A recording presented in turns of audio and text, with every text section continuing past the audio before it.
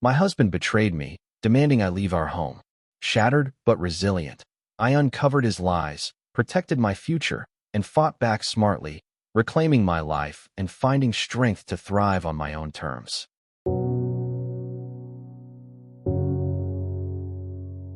My name is Audrey, and I'm 32 years old.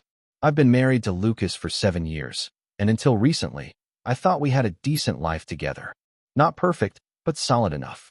We live in a small house in a quiet suburb, the kind of place where neighbors wave but don't pry too much. Lucas works as a project manager for a construction company, and I'm a part-time graphic designer who mostly works from home. We don't have kids yet, though we've talked about it on and off. Life was predictable until it wasn't. It started about 6 months ago. Lucas began staying late at work, saying he had deadlines to meet. I didn't think much of it at first. His job could get intense, and I trusted him. But then the late nights turned into weekends away, and he started getting cagey about his phone. He'd tilt the screen away when I walked by or leave the room to take calls. I'm not the jealous type, but something felt off. My gut told me to pay attention. One evening, I couldn't shake the feeling anymore. Lucas was in the shower, and his phone was on the kitchen counter, buzzing with a new message. I hesitated, but curiosity got the better of me. I unlocked it. His password was still our anniversary date, and there it was, a text from someone named Leilani. "Can't wait to see you tomorrow," it said, with a heart emoji. My stomach dropped. I scrolled up, and it was worse than I'd imagined. Messages about meeting up, staying over, and things I can't even bring myself to repeat. They'd been going on for months. When Lucas came out of the bathroom, I confronted him. I didn't yell. I just held up the phone and asked, "Who's Leilani?" His face went pale, and for a moment, I thought he'd deny it. But he didn't. He sat down, ran his hands through his hair, and admitted he'd been seeing her for 4 months. He said it just happened, like that made it better. I asked if he loved her, and he wouldn't answer, just stared at the floor. That silence hurt more than anything. Then came the part one wasn't ready for. He looked at me and said, "Audrey, I think you should move out. I need space to figure things out. I want to live my life without all this tension." I was stunned. Move out. This was our home. We'd picked out the furniture together, painted the walls, built a life here. And now he was asking me to leave so he could live peacefully, with his affair hanging over us? I felt like the ground had been pulled out from under me. I didn't cry in front of him. I don't know how I held it together, but I told him I needed time to think. He nodded, like he was being reasonable, and went to bed. I stayed up all night on the couch, replaying everything in my head. How had we gotten here? Was there something I missed, something I could have done differently? I thought about the early days of our marriage, how we used to laugh over stupid things, like burning dinner or getting lost on road trips. Where did that go? The next morning, I realized I wasn't just dealing with Lucas's betrayal. There were other problems piling up, making everything feel heavier. For one, money was tight. Lucas handled most of our finances, and I trusted him to keep things in order. But when I checked our joint account, I noticed withdrawals I didn't recognize, hundreds of dollars gone, some of it spent at restaurants and hotels I'd never been to. It didn't take a genius to figure out he'd been spending on Leilani. If I moved out, I'd be starting from scratch, and with my part-time income, I couldn't afford rent on my own, let alone a deposit for a new place. Then there was my family. My mom had been sick for a while, nothing life-threatening, but she needed regular checkups and help with things like grocery runs. I'd been the one taking her to appointments because my brother lives across the country. If I had to move, I'd be farther from her, and I wasn't sure I could juggle that with everything else. Plus, I hadn't told her about Lucas yet. I didn't want to worry her, but keeping it a secret was eating me up. And then there was the issue of our social circle. Lucas and I had mutual friends, people we'd known since college. One of them, Sarah, had always been closer to me. I confided in her a few days after I found out about Leilani. She was furious on my behalf, but she also let slip that another friend, Henry, had seen Lucas with a woman at a bar a couple of months ago and didn't say anything. That stung.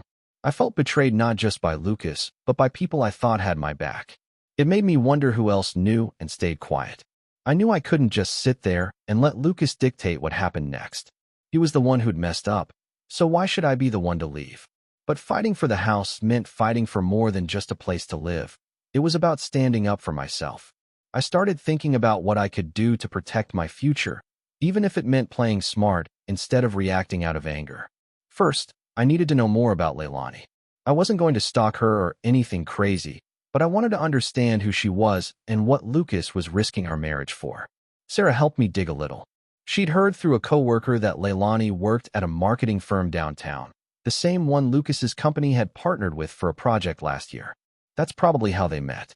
Sarah also found out Leilani was single, no kids, and had a reputation for being ambitious. Knowing that didn't make me feel better, but it gave me a clearer picture. Next, I looked into our finances. I made copies of bank statements, credit card bills, and anything else I could find. I wasn't sure what I'd need, but I wanted proof of the money Lucas had spent. I also called a lawyer, not to file for divorce right away, but to understand my options. She told me that moving out could weaken my claim to the house if things went to court, so I decided to stay put for now. Lucas wasn't happy about it, but he didn't push too hard. I think he was trying to avoid a bigger fight. The hardest part was living with him while all this was going on. He'd come home late, barely talk to me, and act like I was the one making things awkward. I started sleeping in the guest room, which felt like admitting defeat, but I couldn't share a bed with him anymore. Every day was a reminder of how broken things were. I'd catch myself staring at old photos on my phone. Us at the beach, us at my cousin's wedding, and wonder if any of it had been real. One night, things got worse. Lucas came home and said he'd invited Leilani over for dinner the next week. He actually thought I'd be okay with it, like I'd just sit there and play nice with his mistress. I told him absolutely not, that this was my home too, and he had no right to bring her here. He got angry, saying I was being unreasonable, that he was trying to be honest. I couldn't believe it. Honest? He'd been lying for months, and now he wanted credit for being upfront about his affair? I told him if he brought her over, I'd call the police and say she was trespassing. I don't know if I'd have actually done it, but I needed him to know I wasn't backing down. That fight made me realize I needed a plan, not just to protect myself financially, but to rebuild my life. I started working more hours, taking on freelance projects to save up money. I also reached out to my mom and finally told her what was going on. She was heartbroken but supportive, and she offered to let me stay with her if I needed to. I didn't want to lean on her too much, but knowing I had that option gave me some peace of mind. I also confronted Henry about what he'd seen at the bar. He admitted he hadn't wanted to stir up trouble and thought Lucas would come clean on his own. I told him silence wasn't neutral, it was choosing Lucas's side. He apologized, but it didn't fix the trust that was broken. Still, I asked him to let me know if he heard anything else about Lucas or Leilani. I wasn't above using whatever information I could get. Over the next few weeks, I started to feel stronger. I wasn't crying as much, and I was thinking clearer. I met with the lawyer again, and she helped me draft a separation agreement. It wasn't a divorce, but it laid out things like who'd pay what bills and that I'd stay in the house for now. Lucas didn't like it, but he signed it. I think he realized I wasn't going to just roll over and let him have his way. I also started therapy. It wasn't something I'd ever thought I'd need, but talking to someone helped me sort through the anger and sadness. My therapist encouraged me to focus on what I wanted, not just what Lucas had done. That's when I started dreaming about a life that wasn't tied to him, a life where I could be happy again. One day, I got a call from Sarah. She'd overheard Lucas talking to someone at a coffee shop, saying he was planning to move in with Leilani soon. That lit a fire under me. I wasn't going to let him walk away and leave me picking up the pieces. I talked to my lawyer, and we started preparing for a divorce. I didn't want to drag it out, but I wanted to make sure I got what I was entitled to. Half the house, half our savings, and none of his debt. When I told Lucas I was filing, he was shocked. I guess he thought I'd just keep putting up with it. He tried to talk me out of it, saying he still cared about me, that we could work things out. But I was done. I told him he'd made his choice, and now I was making mine. It's been a few months since then, and I'm still in the house. Lucas moved out, and I'm working on buying him out of his share. It's not easy, money's still tight, and the divorce isn't final yet, but I feel like I'm on solid ground for the first time in a while. I've reconnected with old friends, started painting again, and even signed up for a local art class. My mom's doing better too, and I'm grateful I can still be there for her. Looking back, I realize how much I've changed. I used to think I had to keep the peace, to make things work no matter what. But I've learned I deserve better, and I'm not afraid to fight for it. I still have moments where I miss the life I thought I'd have with Lucas, but those moments are fewer now. I'm building something new, something that's mine. So, here's where I'm at. I'm moving forward, but I'm curious to hear what others think. Was there a better way to handle this? Should I have done something different? Maybe left sooner, or fought harder to save the marriage? I'd love to know your opinions, because I'm still figuring out what's next for me. Thank you for tuning in. I hope you enjoyed the story. Don't forget to subscribe and hit the notification bell so you never miss our daily updates.